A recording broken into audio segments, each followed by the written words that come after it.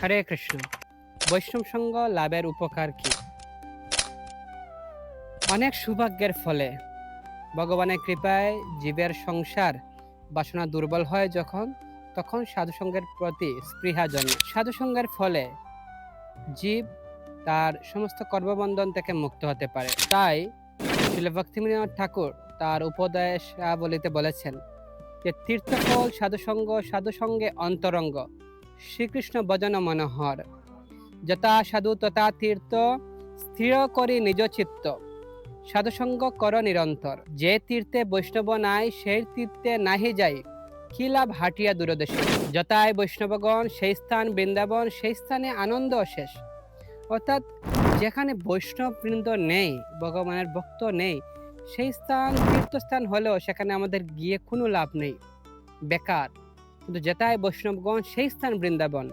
কেন যেটাই বৈষ্ণবগণ থাকেন সেই স্থান বৃন্দাবন হয়? কারণ ভক্ত বা বৈষ্ণব তিনি সর্বদা তার হৃদয়ে কৃষ্ণকে লালন করেন। অর্থাৎ কৃষ্ণ যেখানে অবস্থান করেন সেই স্থানে বৃন্দাবনে পরিণত হয়ে যায়। আমরা দেখতে পাই শ্রীমদ্ ভাগবতমের নবম স্কন্ধে 4th অধ্যায়েও পরমেশ্বর ভগবান তিনি দুর্বাসা মুনিকে বলেছিলেন যে সাধু সঙ্গের কি ফল রয়েছে বা সাধুদের মহিমা সেই সম্পর্কে তিনি বলেছিলেন যে ভক্ত কেমন হওয়া উচিত, ভক্তির কি গুণ রয়েছে।